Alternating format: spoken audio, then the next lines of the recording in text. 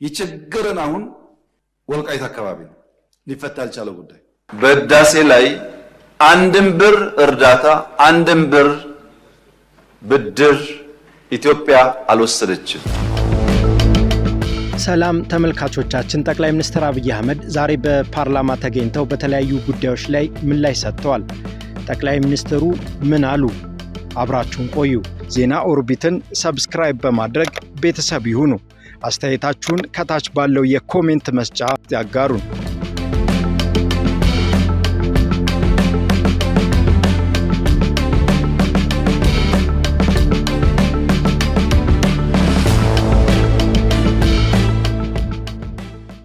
የኢትዮጵያ ፖለቲካ ትኩሳት፣ የወልቃይት ጉዳይ። ጠቅላይ ሚኒስትር አብይ አህመድ ዛሬ በፓርላማ ስለ ወልቃይት ጸገዴና ጠለምት የሰጡት ምላሽ ብዙዎችን አስቆጥቷል፣ ሌሎቹን ደግሞ አስገርሟል። ጉዳዩ በህዝብ ውሳኔ ወይስ በድርድር ለሚለው ጥያቄ የሰጡት አሻሚ ምላሽ ምን ምስጢር ይዟል? ወልቃይት ወዴት እየሄደች ነው? የህገ መንግስቱ አጣብቂኝ። ጠቅላይ ሚኒስትሩ ወልቃይትን በተመለከተ በህገ መንግስታዊ መንገድ መፈታት አለበት ማለታቸው ጉዳዩን ወደ ህዝበ ውሳኔ ወይም ሪፈረንደም የመውሰድ ዝንባሌ እንዳላቸው ያሳያል።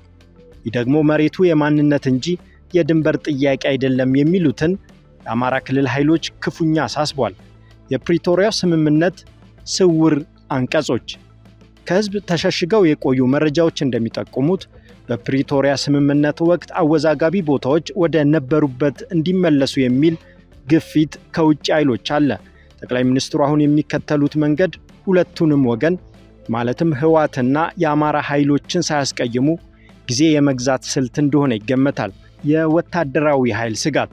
በወልቃይት አካባቢ ያለው የመከላከያ ሰራዊት አሰፋፈርና በቅርቡ የታየው የጦርነት እንቅስቃሴ መንግስት አካባቢውን በፌዴራል ቁጥጥር ስር የማቆየት ፍላጎት እንዳለው ያሳያል። ይህ ማለት ወልቃይት ለጊዜው በአማራም በትግራይም ስር ሳትሆን የፌዴራል ቀጠና ልትሆን ትችላለች የሚል መላምት አለ።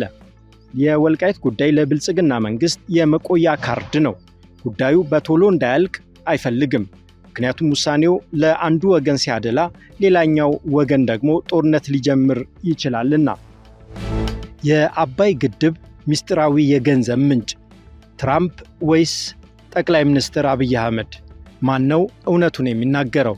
የዓለምን ፖለቲካ ያናወጠው የአባይ ግድብ የገንዘብ ምንጭ እንቆቅልሽ ፕሬዝዳንት ዶናልድ ትራምፕ የኛ ገንዘብ አለበት ይላሉ። ጠቅላይ ሚኒስትር አብይ አህመድ ደግሞ አንድም ሳንቲም እርዳታ የለም በማለት ያስተባብላሉ። በቢሊዮን የሚቆጠር ዶላር ከየት መጣ? አሜሪካ በእርግጥ ኢትዮጵያን ረድታለች ወይስ ትራምፕ ሌላ ሴራ አላቸው? እውነቱን አብረን እንከታተል። ዶናልድ ትራምፕ በስልጣን ዘመናቸው ኢትዮጵያ በግድቡ ላይ ከአሜሪካ ጋር ስላልተስማማች ቢሊዮን ዶላር እርዳታ አቁሜያለሁ ማለታቸው ይታወሳል።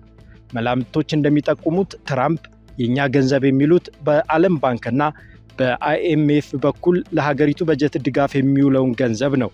ይህ ገንዘብ ባይኖር ኖሮ ኢትዮጵያ ግድቡን ለመስራት የሚያስችል የኢኮኖሚ አቅም አይኖራትም ነበር የሚል ድምዳሜ አላቸው። ጠቅላይ ሚኒስትር አብይ አህመድ ደግሞ አንድም ሳንቲም አልወሰድንም የሚሉት ለግድቡ ግንባታ በቀጥታ የታሰበ እርዳታ ወይም ብድር የለም በማለት ነው። ይህ ትልቅ የፖለቲካ ድል ነው። ምክንያቱም ግድቡ በብድር ቢገነባ ኖሮ አበዳሪዎች ግንባታው እንዲቆም ተጽዕኖ ሊያሳድሩ ይችሉ ነበር። ትራምፕ በድጋሜ ወደ ስልጣን ከመጡ ይህን የኛ ገንዘብ የሚለውን ካርድ ተጠቅመው በኢትዮጵያ ላይ አዲስ የኢኮኖሚ ማዕቀብ ሊጥሉ እንደሚችሉ ስጋቶች አሉ። ቻናላችንን ሰብስክራይብ በማድረግ ወቅታዊ መረጃዎችን ይከታተሉ።